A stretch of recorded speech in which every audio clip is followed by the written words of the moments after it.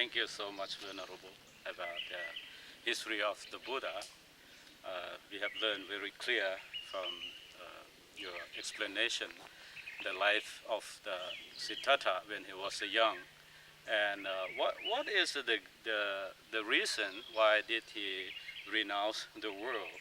Can you give some brief? And according to the story that we collect from the same Zod, Buddhist scripture, and the Tepitaka, it said that one day when he went there to visit the forest, he saw about the old age people, and the sky seemed to be suffer, and the sickness people, the sick people or the ill people, and the dead body that they bring to be burned, which is very popular in India even today. You can see even when we go to Varanasi, it's about 1 or 2 hours.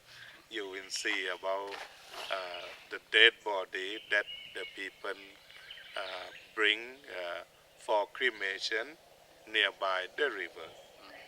And it's very wonderful because he is a very special man, very special man of the world, that when he think or he saw something, he can extend about the view and thinking and change to be practiced.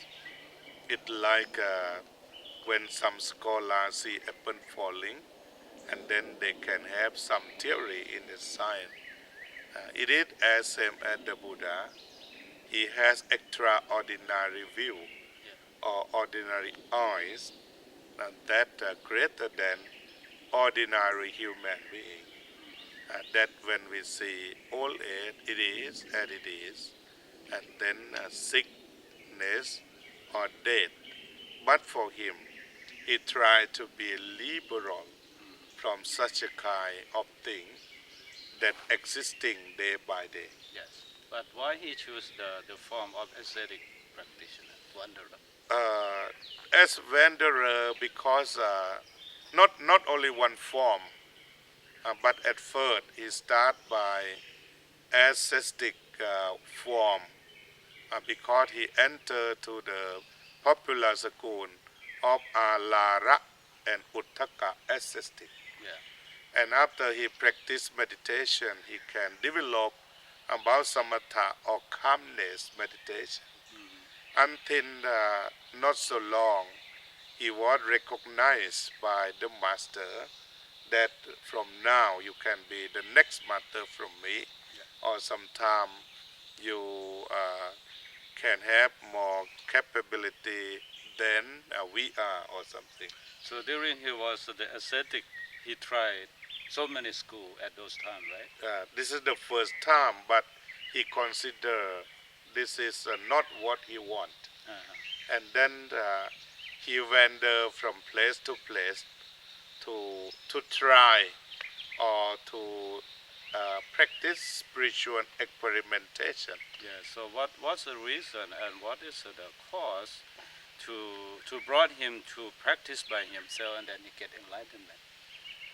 At first, I think at that time they have the theory, like the same theory, the self-modification.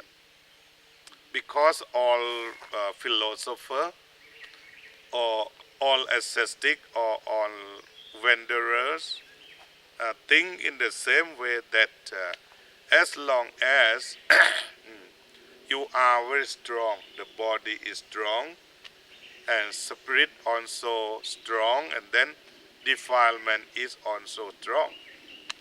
And when your body is weak, and then spirit would be weak, and then your defilement would weak and die after that. So you see the self-modification was very popular. Even the Buddha, or we call Bodhisattva, in Theravada tradition, he can do very well at that time until he nearly died. And then after that, he, because he has a good foundation of meditation, Yeah.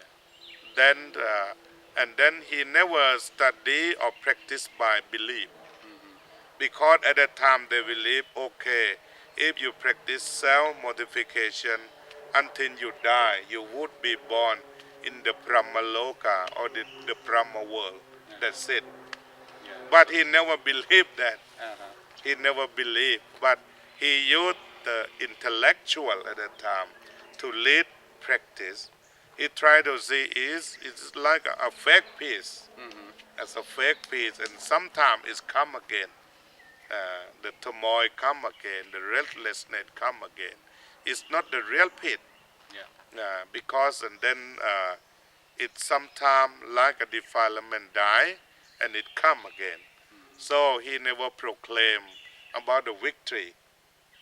Even many people saw him like he gained victory, but he said no, has not yet gained about the real victory. And then he gave over. up that kind of technique Yes. and then practiced what you call vipassana, right? Yeah, Insight Vipassana. meditation. Yes, at first, all the time about 6 years. Yeah. And then I can say about the capability or potential or practice calmness or samatha had been done long time before the Buddhas. Yeah. I think more than 4,000 years or something. So in other tradition In too, other tradition Brahmanism, too. Yeah, Brahmanism and ascetic, and it become about the tradition that when you grow about 30 years old or 50 years old and you leave home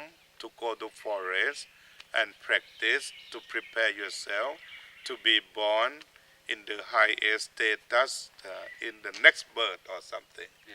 It's very tradition. It is just that way. Is it enough Yeah. So, to be calmness? And Uh-huh. then the Buddha discover about the real new thing in this period, because it changed from belief toward to investigation and to see the reality. One thing the Buddha has very honor, very sincere to get rid of the defilement. So he can point, can pose about the enemy is very clear after that. So And then he can get rid of that. And then what he found by development of vipassana, according to the Buddhist scripture, it is a very surprise.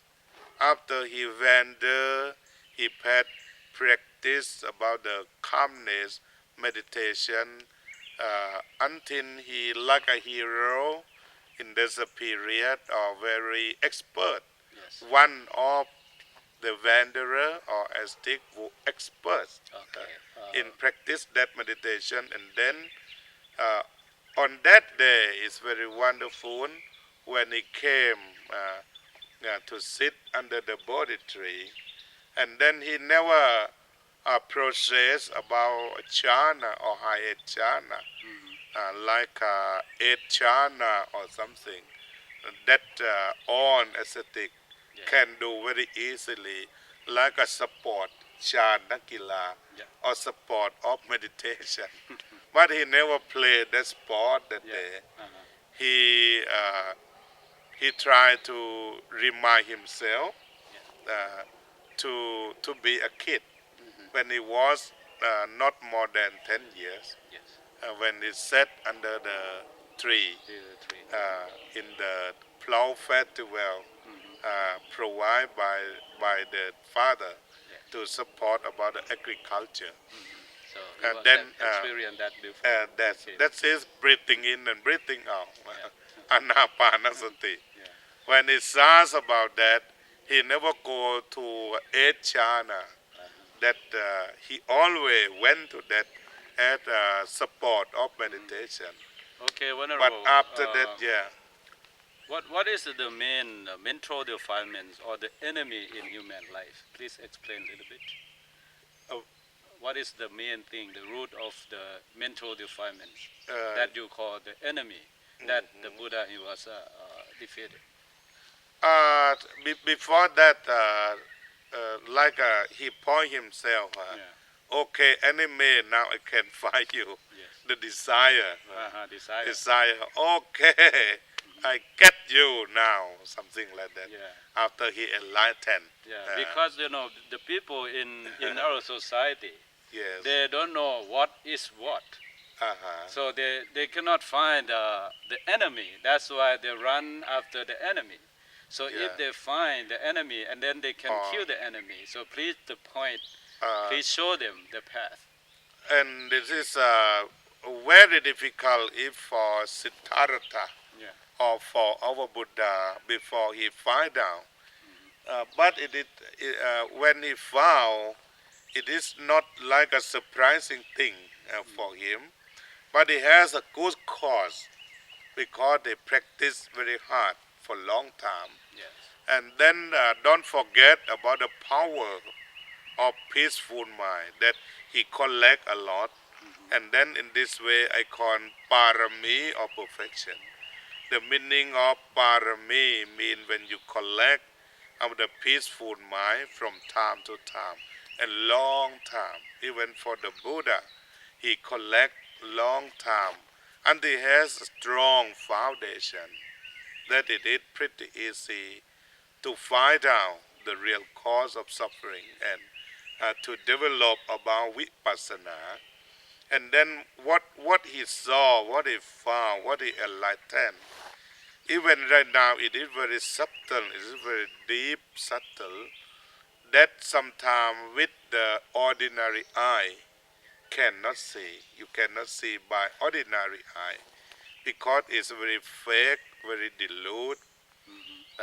And for the Buddha, because he has a deep consideration, investigation, until the mind become very certain and he can see so many details that make the cause of suffering. That is the cause of suffering. So on that day, he found that the desire as a cause of suffering. And when we talk about the desire, what make you misunderstand always about the desire? Because people emphasize on the sex issue only. Yes. When you talk about tanha or desire, and so many people say, no, I want to keep this. I don't like to eliminate it because I want to have some pleasure from this. So no, Buddhism like that. No. And then if we see about tanha or desire, is a core in so many steps of life. Yeah. In every step of life, it can make you suffer. Even you are driving luxurious car. For example, when you are stuck on the road in front of the red light, but your mind never stops with you. You want to go, and then you complain about police, you complain about people, the traffic and government, make you suffer. It is the power of desire also. And then sometimes you have a lot of money, you have a big house, but when you are alone and nobody come to visit you, you want to have a friend, a good friend. You become suffer, and you cannot find a good friend. You become suffer, and sometimes you are among so many people, 10 people, 100 people, 1,000,000 people, but you want someone to have the royalty to you, but nobody love you. You want just one who love you. And I heard about Elizabeth Taylor. Before she died, she said, I'm very lonely. And what about Elizabeth Taylor? He has so many $1 billion. And she is so very beautiful lady and very popular So many success. superstar and success. And why? Because she just had defilement Defilement or in the mind. desire, Desire but in the in mind. deep. Okay, so now we know that the cause of suffering is desire. So in Buddhism, we have to lead to cause and effect. So when we found the cause and how to uproot the cause, Bante. And as Buddha says about how to uproot the cause, we must depend upon Pali language. The cause of suffering lead to be tanha. It comes from the enjoyment or entertain, like he said, tatra tatra pinantini. That means you try to entertain or you enjoy and you feel pleasure with that until it become attached. For example, you love something to eat, something very tasty, and then you find out and you want this, you want this, you want it from time to time. That means tatra tatra pinantini. Yeah. You enjoy or you rejoice and you feel pleasure to be with that until you can say, oh, I cannot live without da da da da. Yeah. So, I cannot live without you. uh-huh. If you start to talk something to the lady, oh, I cannot live without you. Yeah. And then some lady say, okay, now you die or Okay. something. How to reduce that kind of The process that process. the Buddha point Yeah. when we want to provide or we want to manage something in a proper way, we should know at first what is the merit of that thing, what is the demerit of that thing, Yeah. and can we have alternative way, Mm-hmm. and then when we know about that way, we renounce from that way. Yeah. And if at first you know just the merit or you know just what you like, but you never know in the opposite way, what is the poison of that? And then you never free from that because it make you attack. So by this way you must have meditation or right understanding. Okay. So. Or we have the noble eightfold path. So the way to reduce that kind of tanha, okay, Reduce the or craving, reduce. eliminate and do something. So the key. We can use noble eightfold path. Okay. In the detail, it is come from you must at first about right understanding.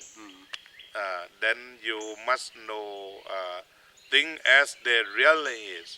You never be covered or deluded by something. Yes. You think hot is hot, or as Ajahn Chah say, duck is duck, chick is chick, Yes. เป็ดเป็นเป็ดไก่เป็นไก่ Yeah. So you should know what is what first. What is what first? Yeah. Hot is hot. Uh-huh. And when you think hot is cold, cold is hot, you will have some problem. But sometimes people, when they get the hot water, but they want the cold water.